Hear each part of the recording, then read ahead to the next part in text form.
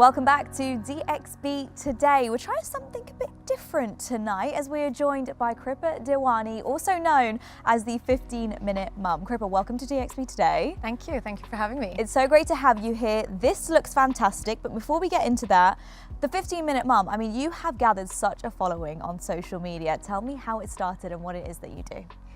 Yes, it's actually quite organic, and I think the key factor here is that it's very relatable.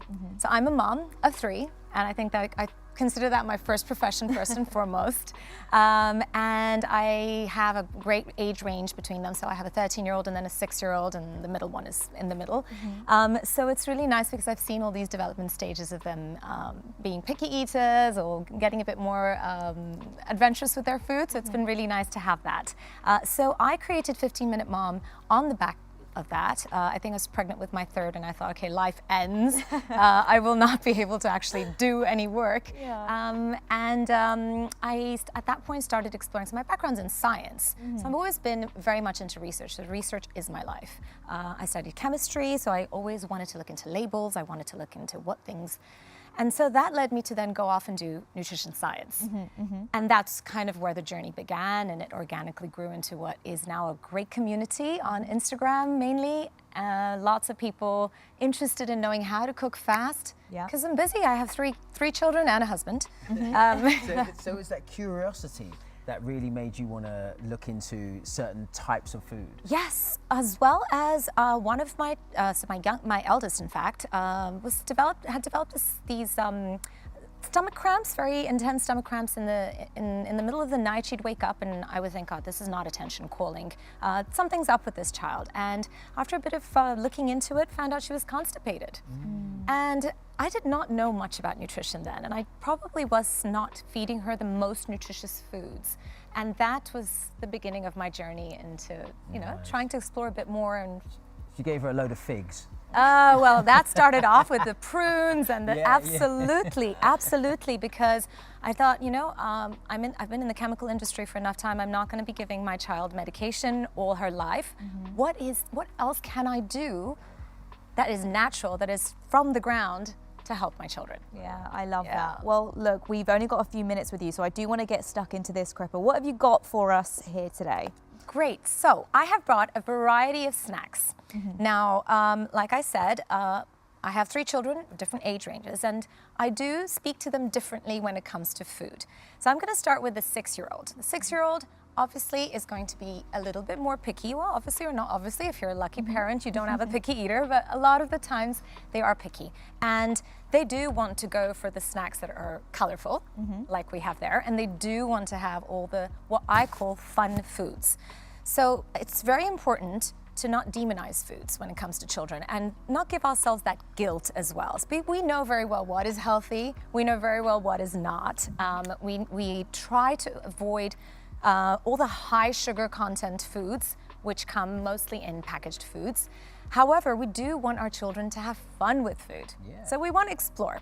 So what I've brought here is a very different array of snacks, and I'm going to help, hopefully help parents understand that it is about the balance, and it's how you can get the 3 macronutrients in that snack box.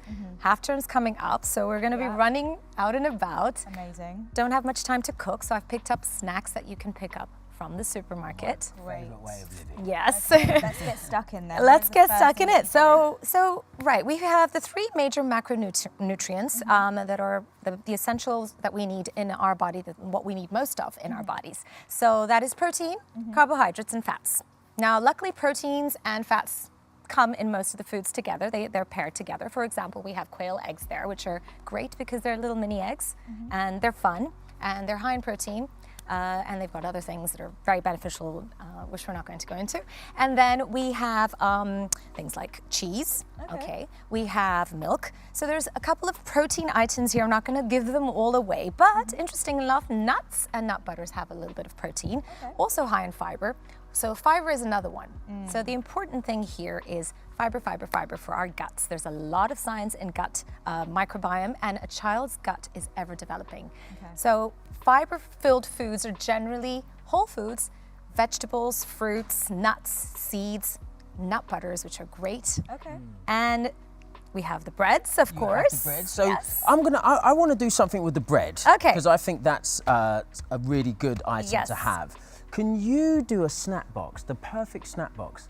A wonderful example that would give me, because I'm a father, Yes. and all of the other parents out there, Yes. a little quick fix. Okay, let's do that. So there are two size snack boxes here. I was to go for a smaller one for the younger one so it's not overwhelming. So let's start off with that one, or we could go for an older one. And the first thing I want to give in this snack box is the greens, the vegetables, the rainbow. Okay. And I'm going to compose it very quickly. Would you like to pick? What are your favorites? Okay, I like a bit of carrot. Okay. Okay. So we're going to fill the big section with the vegetable carbs and the fiber. Okay. So let's go for some olives. Olives And are great. They're fibre. great fat. Okay. Yes. Fibre. Where do I get the fibre from? Fiber, vegetables, fruits, nuts, Okay. seeds. Okay. Right. Nuts as well. Nuts. Okay. I think these are pumpkin seeds, are they? I'm loving what you're doing there with the sandwich, actually. So I'm going to pull this apart. Lovely. Okay. Great. Now, my little picky eater is going to say this is going to get soggy. So what we're going to do is we're going to use this little one here. That's and how you get- know I don't have children.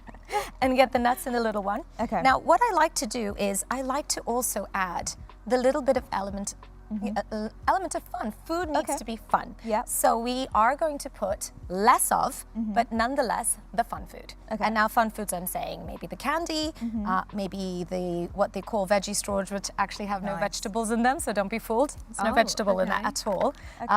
But high in fiber. Lane, I think you can go for the fun foods. I've You want to grab I've made anything? fun food there. Look at that face. I love it. Lovely. I love it. Now, gonna grab a couple of we could upgrade that by putting in nut butter, which will add Yes. fats, which will probably help that piece of bread, which is a carbohydrate. And of course, bread also has protein, which is great.